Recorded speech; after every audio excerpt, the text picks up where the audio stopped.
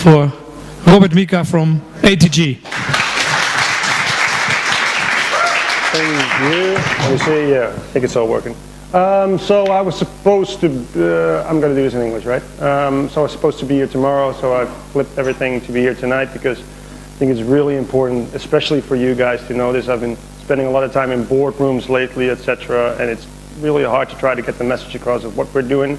And I hope by the end of this, let's say 20 minutes, you will see the impact of this because it's going to be quite big.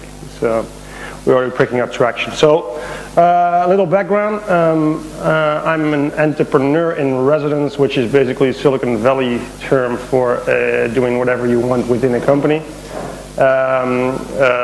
Before I joined ATG Europe, a space engineering company, I founded a company called Zonline, which is a solar company, which was bought by Sungevity, Californian company. And after that, I was like, okay, what shall we do next? And I was kind of, let's say, fed up with people nowadays claiming to be entrepreneurs and CEOs, etc., and then they build apps, you know, and that. I find that really terrible because, you know, the biggest brains are wasting their times every now and then on building apps while we got huge stuff to solve. Anyway, ATG Europe is a space engineering firm. We have 150 people working at ESTEC. That's the technological center of damage control right there. ESTEC is the technological center of the European Space Agency, and our 150 space engineers work there, and they asked me to join the company and see what we can do with space tech. So I started off here with, currently it's not live and it's just a recommendation. There is a HD camera on the ISS. You can check it out later, and it's pretty freaking amazing, and it's one of the reasons that I do this, because I think that space is going to be the next big thing, you know. It's just, you see all this SpaceX moving up and everything, but it's happening. There's a space renaissance going on. Anyway, that's not the reason why I'm here. I'm here to talk about Outernet. You maybe, if you've heard of it, it's been, the media's picked it up about a year ago. It all started on Reddit, which all of you know. It started with a little thread. One guy had an idea, you know what, let's launch satellites and create world domination. You know, just in short, just to see if we can get free internet to the whole world. And in the beginning it was like, yeah, whatever, but I saw that post on Reddit, and the guy's called Syed Kareem, and I reached out to him. It's like, I think you got a great idea. I think I got 180 rocket scientists, so let's try to do this, and Outernet was born. So before I say anything else, I'm going to show you a little movie that is from my dear American colleagues. You might find it. Let me see, is it still there? Yeah. It gives a basic overview. It's a little bit marketing-ish, but it does give you an idea of the problem we are trying to solve. How much information have you consumed? From educational material to entertainment, music, art, news. What if all of that was just gone? What if the internet did not exist? Can we even comprehend our lives today without this wealth of information? In 2012, just 35.5% of people on Earth had access to the internet. That means nearly 2/3 of humanity could not enter this enormous library. Let's think of it another way. Take the entire population of North America, South America, Europe, and Oceania, 4 continents, and let's throw in Indonesia, Japan, and both Koreas. Now, double it. That many people in the dark, spread out across the world. Now imagine if tomorrow the lights came on. What if there were a way to broadcast the most valuable information from the web to the entire world from space for free? Any language, any format, available everywhere. What would people choose? What would people read about if their governments no longer deprive them of their right to free information? How many dark patches of our history could have been avoided if we had just known more? How many can we avoid in the future? What would that world look like? What new inventions could be created or diseases cured? What could our species accomplish? There are inflection points in our history that change humanity's course forever. Universal information access is one such event. What if there were a library in every village? A library in every home? A library in every pocket? Can you even imagine that world? You no longer need to just imagine. Outernet. So there you have it, in a nutshell, but I'll go into detail on what we're trying to accomplish here. So, as you saw in the video, there is a problem that we are trying to solve, and that's this problem. Around the world, I mean, and obviously you guys, 1/3 of the people are the privileged people that have access to all the information they want, internet. And then our 2/3 of people is completely in the dark. There are a lot of companies going at it right now. Yesterday, I think, we were featured on Nu.nl, and we were on a list with Google, Facebook, Outernet, and Boeing, and Elon Musk. It's like, holy shit, you know, between these guys. But we came from a different angle, because this is a huge problem, because the reason that we're trying to solve it is that you can see in every study, when people have access to information, GDP, or basically their whole welfare, goes up. So if you solve that problem, then you solve a lot of problems that come with it. This is what it looks like currently. So obviously the white is the people that are privileged, and in the dark there is no internet access. If there is internet access, it's going to be through VSAT terminal or something like that, and it's extremely expensive. So what we did is we literally looked at the world and said, okay, what signal is there that covers the entire world right now? And it turns out to be an old school RF signal. Radio. What if we can change that signal, and instead of changing it into audio, which a normal radio frequency does, you know, in layman's terms, why not change it to bits and bytes, into websites? So we use that technology. We've been working like 4 years on it, but now it's reality. So what we do is we turn the lights on, basically. This is going to be the situation in June this year. We'll have world coverage. We started February last year. We have 3 continents right now, so we are covering. You are sitting in an Outernet signal right now. We have North America, we have Africa, Middle East, and we'll be switching on Latin America in a month, and India, and up to Nepal and Bhutan. And by June, July this year, we'll have the whole world covered in an Outernet signal. So what is it then that we do with Outernet? Because you got to get this straight. The media has put us like worldwide free Wi-Fi from space. That was the first thing that they said. Well, no, it's not free Wi-Fi from space. It's got nothing to do with it. We get a lot of requests actually, because that thing is still going around for people. Yeah, when are you coming with the free Wi-Fi? We're not coming with the free Wi-Fi. We do come with free information. We broadcast the best of the internet, as we like to say it.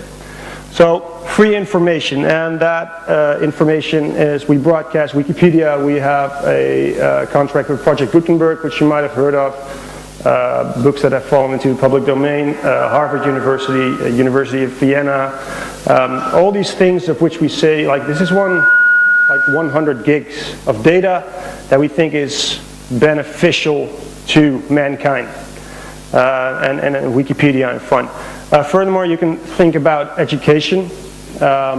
We are testing right now in Kenya by broadcasting books over Outernet, which saves a lot of money and time instead of bringing around the books. And then there's this last thing, emergency alerts. Outernet will actually be the only signal that is still live when everything goes down during tsunamis or anything like that. So again, you know, I'd like to remind you, this is real, this is nothing theory. By June, this will be all live, already 3 continents, and I actually got the model here so you can test it later on. Then, what do we broadcast then? And that's also the big question, because as I explained, the first thing is the core archive. So the core archive, in our opinion, is all the information that is really relevant to people all around the world. There's a lot of discussion around that, of course, but we were forced into a position that you have to be a gatekeeper in the beginning. Because this is one of the feedback you get. So you're the gatekeepers of the internet. Yes, right now, but we don't want to be. You know, we put everything we do is open. So if anybody's got suggestions or anything, let us know. And you know, we've got something called whiteboard where people can suggest things and they can upvote, downvote, etc. But the core archive is one thing. Then we have the queue. The queue is specifically aimed at the general public. So if anybody in the world wants certain information, they request it. That can be through snail mail, that can be through SMS. Weirdly, that can be through internet. That's a weird thing, of course, because if you don't have internet, how do you request information?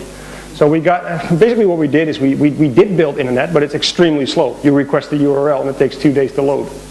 And you send an SMS, I want this, and then it reaches us and it comes back down. So, and that's also something important to know. These other companies that are claiming to provide two-way internet, it's a pretty bold claim, but don't get me wrong, it's pretty easy to give internet to the whole world. The launching the satellites part is not that special. Technically speaking, it's really easy. The real big problem is the law. You know, all these countries around the world, they got their specific laws. And I don't know if you heard about Elon Musk trying to do this. I think he's he wants to launch 1,200 satellites. Now he has filed a complaint against the FCC because he's running into a lot of shit. You know, this whole satellite business and all these countries with their rules is really difficult. But coming back to this, we circumvented that by using a signal that is completely legal and gives you one-way internet, and we can do it right now. So we don't have to wait 5 or 10 years for all these satellites to launch from these other parties. We can do it right now. So the queue is on request, and of course there's an algorithm behind that, because you can understand that if somebody from Congo requests information, that vote is worth more than somebody from Western Europe, right? So there's some complex metrics behind that. And then there's priority content, because there comes the question, who's going to pay for all of this? And I had an interview once, and the guy said, so who's paying for all of this? And he was a journalist, and I asked him, who's paying you? Right? And then he started laughing. Like, oh, okay, now I get it. Because the way I look at it personally is you have TV, you have internet, you have radio, and now you have Outernet. It's just a new medium. How are these things getting paid for? Internet and TV. Who pays for internet? Right? If you think about that, that's a difficult question. Who pays for radio? That's a little more obvious. You got the advertisers, and you have sometimes the governments doing that. Well, as for us, we also have priority content, but we chose a different route. You know, I could have gone to, let's say, Procter & Gamble and asked if they wanted to sell diapers in Mozambique. Right? That would have been a really easy sell. That's not what we do.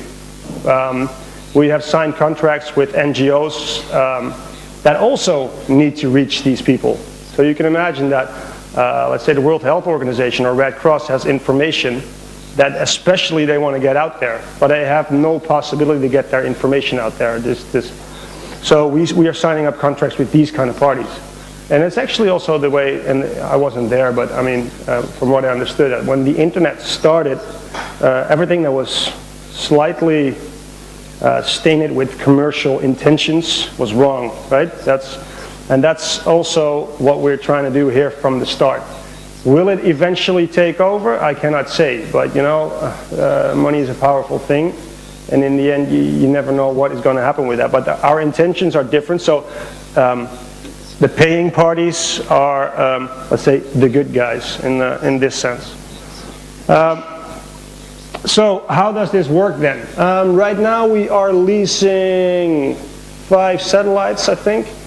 5 satellites, yeah, that's it. 5 satellites, and these satellites, they give a signal. And then you have a receiver. Now we have a couple of receivers. I brought the only one, well, there are 3 in the world right now actually, and this is the only one in Europe. I'll leave it here this whole weekend so you can hack the shit out of it. I really don't care, you know, just see what you can do with it. This is the pillar. The pillar is basically a set-top box with some smart stuff inside. You connect a coax cable to it, a small dish, you point it, and off you go. You only get 200 MB per day, which, especially for you guys and for me too, is it's nothing. But if you think about that those 200 MBs in text, you know, you won't be able to read that in one day. So by the way, we can broadcast anything over Outernet, video, audio, anything that lives on your computer, we can broadcast it over Outernet. So just to make sure that you understand. So you connect this to a dish, and it starts downloading constantly, 24 hours a day, all the information you want. Then we have this program called Librarian. Everything is open source, by the way. It's all on GitHub. You can check it out. And then through Librarian, through your own browser, Firefox, Chrome, whatever you have, you connect your Wi-Fi, you go to any random page, Outernet Librarian takes over, boom, you're there, in the middle of nowhere. So you got all the information you want. So the news updates, of course your Wikipedia and the regular stuff, but everything that is important is there. And that can be done with any mobile device, so a smartphone, a tablet, or whatever. It doesn't really matter. What kind of receivers are there? So we started off with a Raspberry Pi and a DVB-S.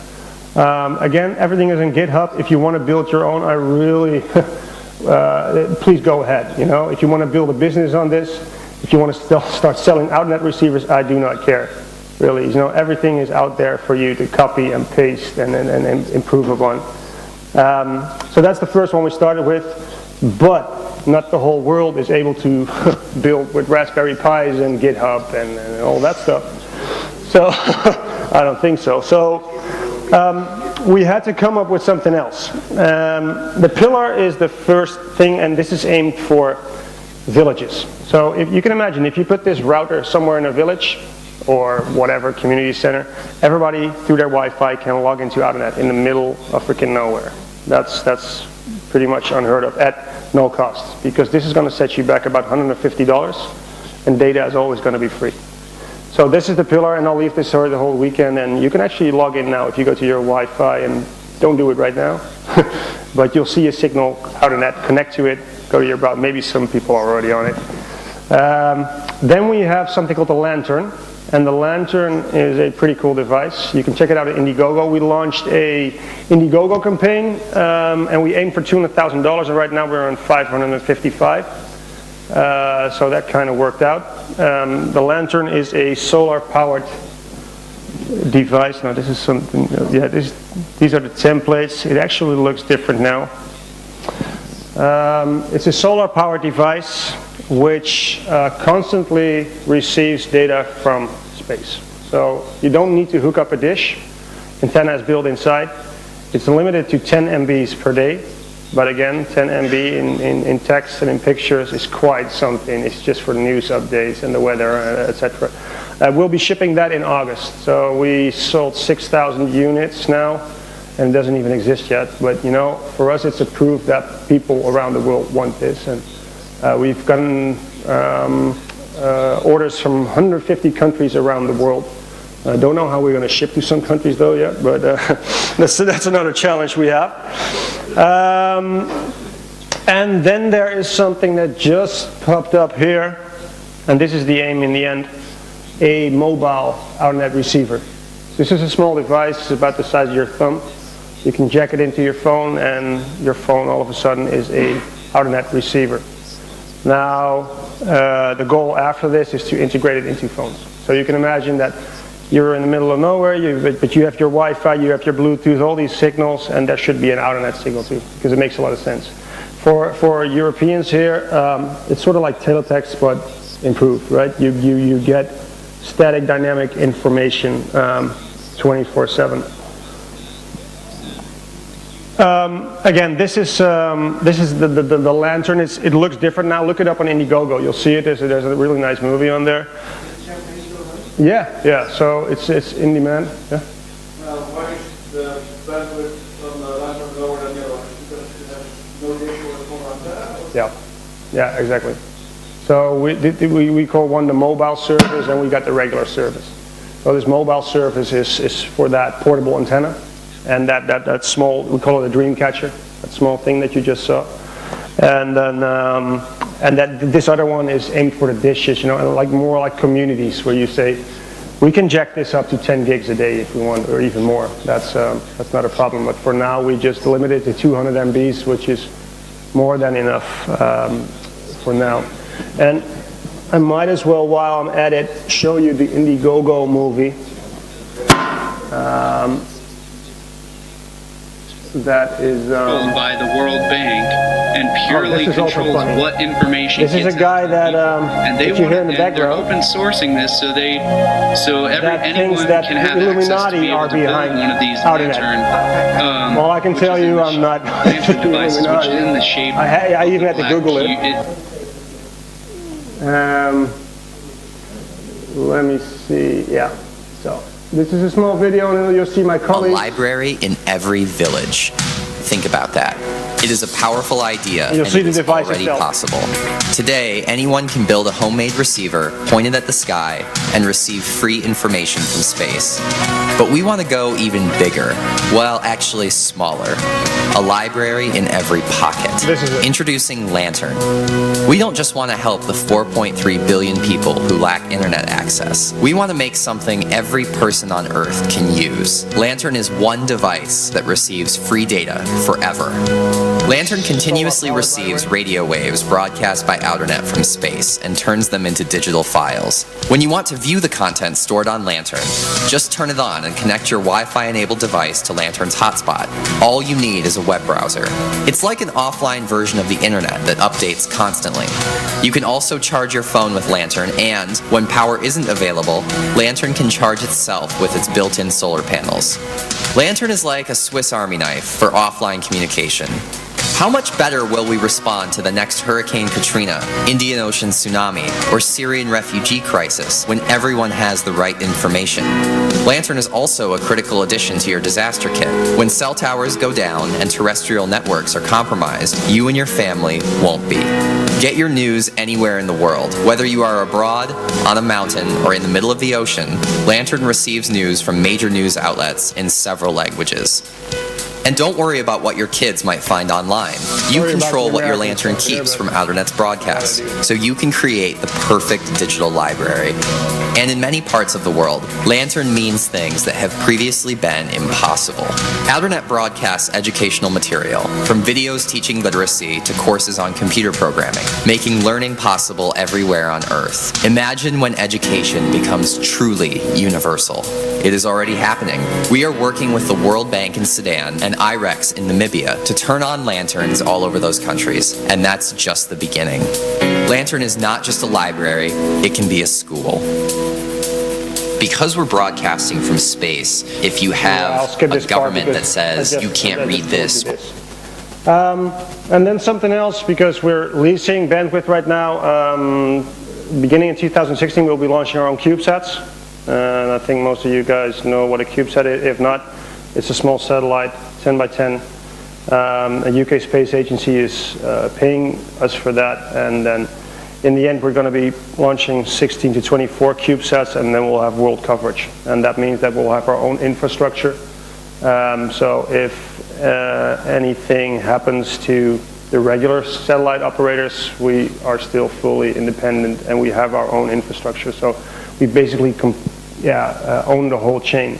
Now, when I pronounce this, I can imagine that you think, oh, we own the whole chain, scary shit, you know. And I fully understand that, and that's also one of the reasons what I always push forward, what I'm always trying to convince people of is, you know, we started this thing, but it's not that we own it, right? It's that everybody who wants to get involved in this, who think there is important information that he wants to share with the world, it's all open. There's nothing we're hiding in the backhand. So we're basically forced into a position right now where we don't want to be, but somebody has to kickstart all of this stuff, right? So that's it for Outernet, and I'll leave this here. Again, you can log in and switch to Outernet. It's nothing It's the alpha version. That's the last thing actually. We'll be sending out 100 alpha pillars next week, all around the world. So there'll be 15 per continent, and then we'll be testing. And testing means just basically getting out the bugs, getting feedback. We're doing a total redesign of the UI UX because right now that looks honestly pretty shitty because it's version 0.1 and we just wanted to see if it displays anything. That was kind of important, and it does. But if you log in now, you'll see a lot of erratic stuff. That is the RNW, the former Dutch Wereldomroep, broadcasting information into Syrian refugee camps, which is, I think, freaking awesome. In 2 weeks, one of these guys at RNW is going to smuggle pillars into Syria, into the refugee camps, and just connect them there. And every 1 in 2 person in these refugee camps are still walking around with smartphones. You got to get this straight. It's the weirdest experience. But then all of a sudden they can log in and they can see what's going on with the war in the country that they're living in. So this is kind of groundbreaking in that sense. And I hope you appreciate it. If not, then it's all free to you to say whatever. But again, your help in whatever aspect is appreciated, and everything again is on GitHub. Feel free to write your own skins. Feel free to do whatever you want with it. And I'm going to leave it here for the weekend. And if you need any additional info, just feel free to reach out to me afterwards. That's it. Thanks.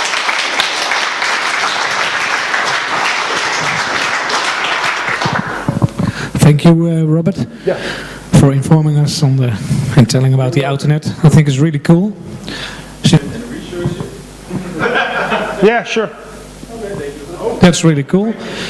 But please give it back, that it sort of works. Because there are only 3 in the world, it would be kind of shitty. These include a disclaimer that you can destroy it. Yeah, okay, I'll add that to it, No, I'll write it.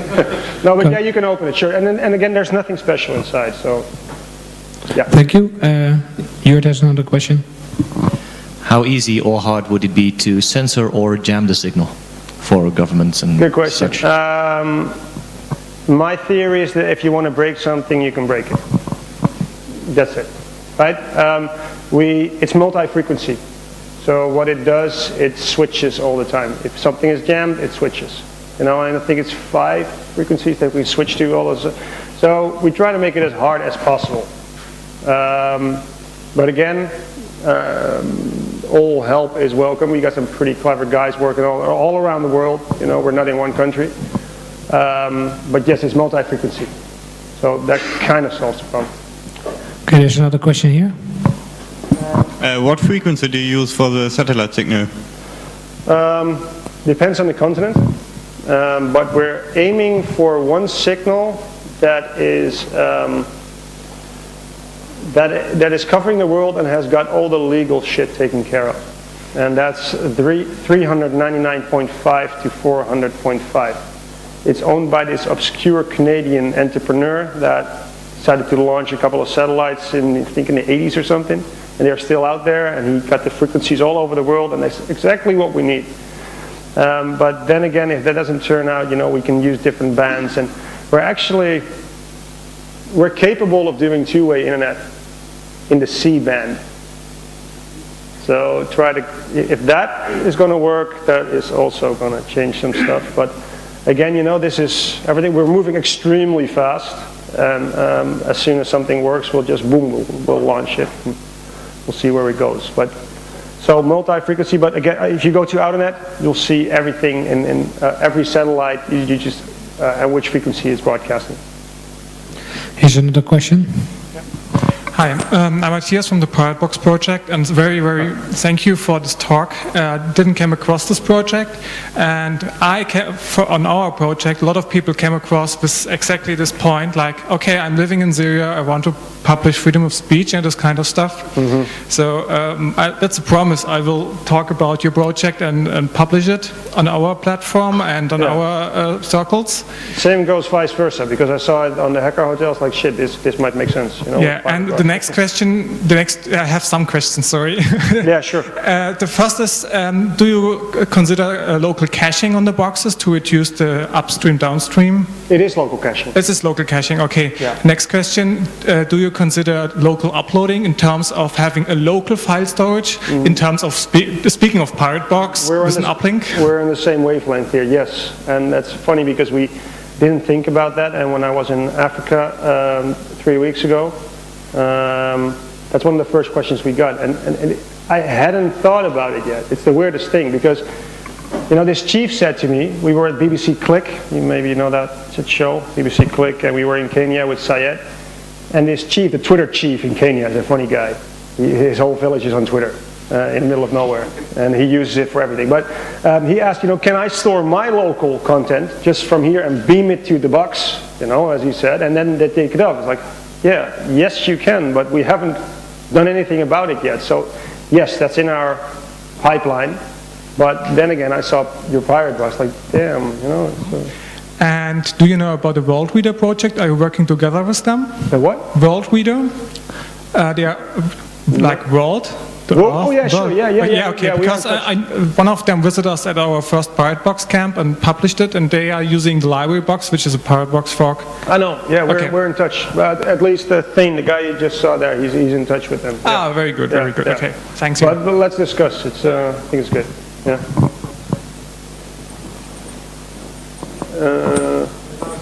Oh, okay. How are you going to deal with all the languages people speak? Are you broadcasting everything in every language? Yeah. So, this is just a really valid question, and I'm not going to pretend that I know everything yet. A lot of my mentality is about we'll cross that bridge when we get there, but we are already running into issues there. English is the default language, but obviously when we broadcast in Syria, it's going to be Arabic. We've looked at, there's a name for that, a language that is just purely drawn. No, not Esperanto. Esperanto is a common language, but I mean like drawings, and it doesn't matter. We looked at it, but it's not going to work. So what we did right now, and you'll see, you can flip, and it's just like Google transcript code-ish behind it, and it does the magic. It's not where we want to be, but for now it works. But English is default, but if there's a local, let's say that I'm in Congo and there's a local newspaper that wants to upload their information in their local language, then they've already taken care of it. And that's also something else to mention. Of course, you can set your lantern or pillar or whatever device you have to receive only the information that you want, right? Because IS-10 is a satellite that we have, that we're leasing, and it covers the whole of Africa. But you don't care what's going on in Nigeria if you're in Kenya. So as soon as you log on, you'll see, what do you want to receive, and so it adapts to the local customs. If you allow other people to upload stuff, how do you prevent governments putting information you don't want in there? That's not. Yeah. I don't have the answer to that. Okay. Democratic deleting. Yeah. Well, that's a good one. But I've gotten all these questions about, what if somebody wants to broadcast Mein Kampf or something? I was like, I don't know. We haven't gotten that request yet. So again, we'll see when we get there. And I have a lot of faith in communities, and that it will filter itself. For example, we have Whiteboard, and Whiteboard is that thing where you can request the information you want, and that broadcasts through Outernet. If somebody puts something like bogus advertisements in there, it's amazing how fast it gets downvoted. The community's already taken care of that. It's like, no, that's not what we want here, and then it gets taken out. So sort of like Reddit, the bad stuff goes down and the good stuff goes up. So how are you going to go about copyright and all this stuff? Because, for example, Mein Kampf, as far as I know, is still copyrighted by Bayern. So don't get back to the Mein Kampf thing, though. Okay. Copyright. So when you request a certain URL, certain page, or whatever, we ask you, what do you know about the copyright, etc. We check that as far as we can do that. But we haven't run into problems yet. Actually, it's the other way around, that all the big guys want to be on the Outernet, and we are more like, nah, you know, we don't kind of like it right now, maybe in the future, but it's the other way around, basically. Any other questions for Robert? Sure. Sure. I mean, no, but seriously, I mean, it's as simple as that. If an RSS feed or a link or anything, we are charging, of course, for the paid content. But if, let's say Brenno's book, I think that's a good idea. Why not? Let's just try it. And by the end of the, if you'll say, let's on Monday I receive it, and then Tuesday it'll be all over the world. But then there's this guy in the back that has to agree with that. So. Good question.